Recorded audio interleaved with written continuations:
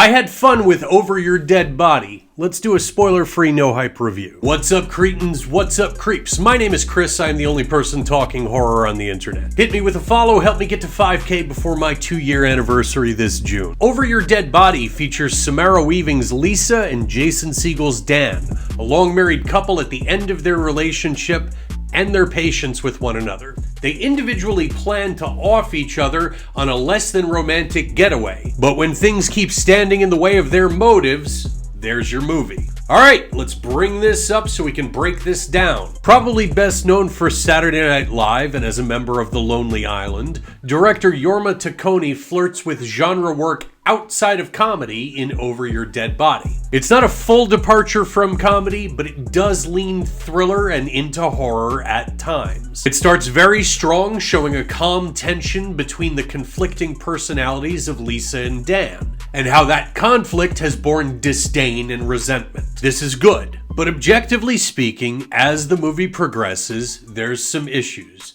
because Taccone has issues breaking from his comedic instincts. Like, if you're asking for an audience to buy into a fight for survival, you can't have the prevailing party walking away from a loaded gun that's just sitting available on the floor. You can't have them standing without reaction when they can easily run away. But the bigger issue comes with the building of suspense, as there's times when jokes should not happen, but they do. I feel like there was either an improvisational allowance or a day of sprucing up of the script, where certain characters were written straight for a reason, and the tension is broken by having them say something stupid or out of place. And yeah, I get that it's comedy horror, but you can't buy in to the horror or the suspense when you pepper those aspects with jokes. 7 out of 15. So I really enjoyed the inversion of Segel and Weaving, as she's fairly free-spirited and he's mostly meticulous, and they're both playing against type because that would really be the other way around based upon how they're generally cast. It's specifically good to see Samara a little more relaxed and allowed to show her funny side, and Segel seems happy to be able to play a little bit more reserved. Timothy Olyphant does a solid job of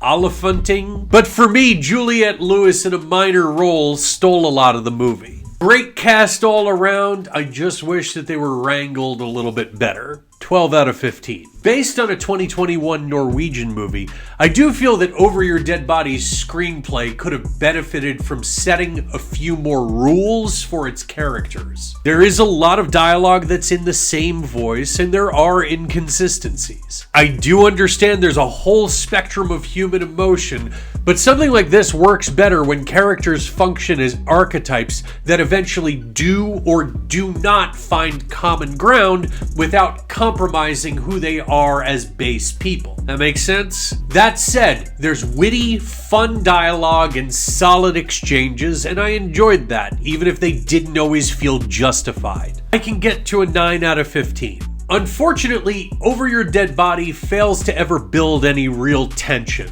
There's never a moment where the silliness is entirely dropped and you're like, oh shit, it's on now. I think I max out at a 2 out of 10, but I don't think that they were going for anything more than that, truth told. Aesthetically, everything looked fine. There wasn't anything mind-blowingly gorgeous or ugly. In essence, it's shot like a standard comedy movie, and that's generally less reliant on filmmaking. So I'd likely put it at a 5, but the decision for practical effects gets the bump up to a 6 out of 10. Mostly character study, what could become real boring real quick, this story does a great job of introducing new elements as it progresses to keep it progressing. There's some solid twists and it justifies its runtime. 7 out of 10.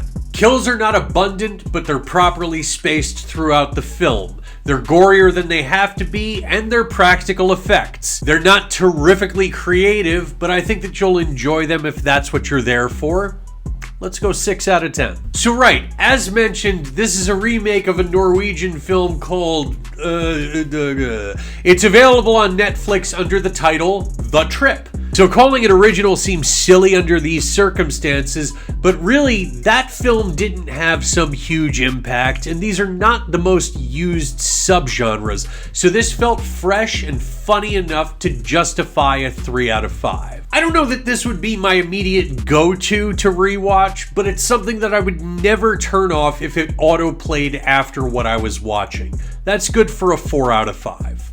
Honestly, it's not everything I wanted. It's not as scary nor as suspenseful as it should be, but I feel like the people that made Over Your Dead Body had a blast doing so, and I think that that comes through, and it translates to an easy and enjoyable watch. 5 out of 5. So overall, these add up to a possible 100 points, and when I chainsaw this off, your Massa score for Over Your Dead Body is 60 out of 100. It's not the best movie of the year. It's not even the best People Want to Kill Samara Weaving movie to come out within the past 4 weeks. But despite its shortcomings, it's an undeniably fun watch. Kindred Spirits, Mr. and Mrs. Smith, Villains, War of the Roses. That's all I got, cretins. That's gonna do it for today, creeps.